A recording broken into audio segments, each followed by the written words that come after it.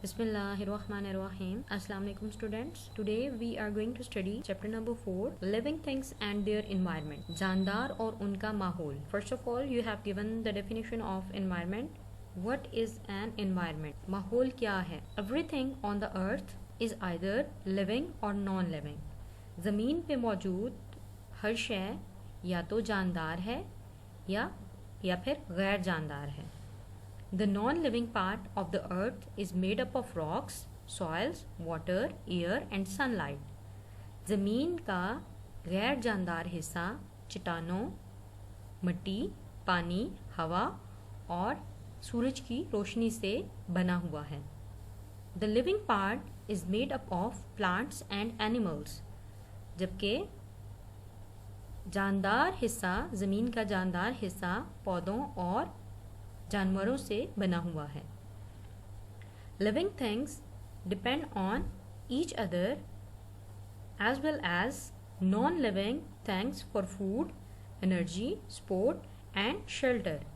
जानदार चीज़ों का इन्हिसार एक दूसरे के साथ साथ खुराक, तवानाई, मदद और पनाह के लिए गैर जानदार चीज़ों पर है. All those things that are around an organism and which affect its way of life are called its environment. वो तमाम चीज़ें जो एक हयातियात के आसपास हैं और जो इसकी तर्ज ज़िंदगी को मुतासिर करती हैं उसे माहौल कहते हैं. The number and the types of animals and plants that live in a particular environment depends upon the amount of rain, sunshine and the temperature of that place. जानवरों और पौधों की तादाद और इकसाम जो एक ख़ास माहौल में रहते हैं उसका इन्हिसार बारिश की मिकदार, धूप और इस जगह के दर्जा हरारत पर होता है. The shape of the land and the landscape also affects living things. ज़मीन और ज़मीन की तज़ाइन की शक्ल जानदार चीज़ों को भी मुतासिर करती है. अच्छा, यहाँ पे आपको एक वर्ड गिवन है लैंडस्केप. लैंडस्केप आपके पास जितने भी विजिबल फीचर्स होते हैं, विजिबल फीचर्स ऑफ अर्थ, ठीक है ना, या किसी भी एरिया के जितने भी विजिबल फीचर्स होते हैं ज़मीन के, उसको आप लैंडस्केप कहते हैं. मतलब वो वाले फीचर्स किसी भी लैंड के या फील्ड के जो कि उसकी खूबसूरती में इजाफा करते हैं या उसको खूबसूरत बनाते हैं, ठीक है ना, तो उस एरिया को लैंडस्केप कहते हैं. मतलब विजिबल फीचर्स को आप लोग किसी भी एरिया के विजिबल फीचर्स को लैंडस्केप कहते हैं. Animals and plants found at the top of the mountains are different from those found on the plains or in the sea. पहाड़ की चोटी पर पाए जाने वाले जानवर और पौधे मैदानी इलाकों या समंदर में पाए जाने वाले जानवरों से मुख्तलिफ होते हैं. Not many plants grow in sandy deserts or in marshy places. रेतले सहराओं या दलदली जगहों पर बहुत सारे पौधे नहीं उगते हैं. मार्शी प्लेसेस आपके पास वो जगह होती हैं जो कि जहाँ पे हमेशा पानी खड़ा रहता है, ठीक है ना, और वो उनकी जो मिट्टी है वो बहुत जो है वो स्टे नहीं होने देती किसी भी पौधे को अपनी जगह पे. तो वहाँ के लिए जो है वो अलग से रूट्स होती हैं, स्पेशल रूट्स होती हैं उन प्लांट्स की जो वहाँ पे स्टे करते हैं. तो दलदली इलाके वो होते हैं जो कि वेट लैंड्स होती हैं आपके पास basically. The part of the earth where living things found is called biosphere. Next आपके पास टॉपिक है biosphere. Biosphere को उर्दू में हयातियात बोलते हैं. तो ज़मीन का वो हिस्सा जहाँ पे जिंदा या जानदार पाए जाते हैं, जिंदा अशिया या जानदार पाए जाते हैं, उसे बायोस्फीयर कहा जाता है. मतलब ज़मीन का वो हिस्सा जहाँ पे जानदार पाए जाते हैं उस हिस्से को बायोस्फीयर कहा जाता है. और हयातियात का मतलब भी होता है living things. Biosphere contains all the important substances which living things need. Biosphere में वो तमाम अहम अज्जा या मादे होते हैं जिसकी ज़िंदा चीज़ों को ज़रूरत होती है.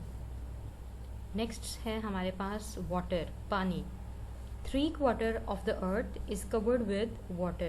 ज़मीन का 3/4 हिस्सा पानी से ढका हुआ है. इसका क्या मतलब है कि अगर आपके पास टोटल 4 हिस्से हैं ज़मीन के, तो उसमें से 3 हिस्सों पर पानी मौजूद है और एक हिस्सा जो है वो खुश्की पर मुश्तमिल है। It is contained in the oceans, ice caps, lakes and rivers. ये समंदरों में, बर्फ़ की चोटियों पे, झीलों में और नदियों में मौजूद है। Living things need water because 3/4 of the body is made up of water and any changes inside the body takes place in the form of solutions। जिंदा चीज़ों को पानी की ज़रूरत है क्योंकि जिस्म का 3/4 हिस्सा पानी से बना होता है और जिस्म के अंदर किसी भी तरह की तब्दीलियाँ हल्की शक्ल में होती हैं। हल्की शक्ल में होती हैं, इससे क्या मुराद है कि हमारे अंदर जितनी भी चीज़ें बॉडी के अंदर परफॉर्म हो रही हैं या जितनी भी चेंजेस आते हैं बॉडी के अंदर, वो सारे के सारे सॉल्यूशंस की मदद से आते हैं। इसकी हम लोग अगर मोस्ट कॉमन एग्जांपल लें, अपने डाइजेशन ही की एग्जांपल ले लेते हैं। हम लोग फूड लेते हैं, ठीक है, हम लोग सॉलिड में भी फूड लेते हैं, सॉलिड चीज़ें भी खाते हैं और लिक्विडी चीज़ें भी हम लोग इनटेक करते हैं। लेकिन जो आप सॉलिड चीज़ें खाते हैं वो जब तक लिक्विफाइड फॉर्म में, लिक्विडी फॉर्म में कन्वर्ट नहीं होंगी, वो कभी भी आपके जिस्म में एब्जॉर्ब नहीं होंगी, मतलब डाइजेशन का प्रोसेस कंप्लीट नहीं होगा। तो हमारा जो बॉडी के अंदर फूड जो एब्जॉर्ब होता है वो जब तक लिक्विफाइड नहीं होता, बॉडी उसे जो है वो जज्ब नहीं करती। अच्छा, हमारे पूरी बॉडी में ब्लड पंप हो रहा है with the help of heart, ठीक है। अब आपके पास वो जो ब्लड है वो भी एक एक आर्टरी, एक एक वेन और एक एक कैपिलरी तक जा रहा है क्योंकि वो लिक्विफाइड फॉर्म में है, ठीक है, लिक्विड फॉर्म में है, इसलिए हमारी पूरी बॉडी में इक्वली डिस्ट्रीब्यूट हो रहा है।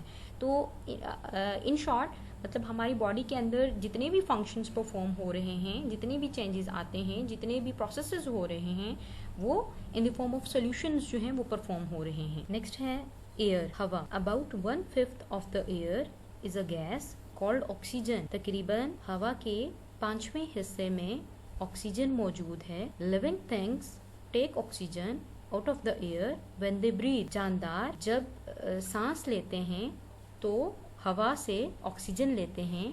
Breathing helps to produce energy for the body. सांस लेने का अमल जिस्म के लिए तवानाई मुहैया करता है। A very small amount of air is carbon dioxide gas। बहुत कम मिकदार में हवा के अंदर कार्बन डाइऑक्साइड गैस मौजूद है।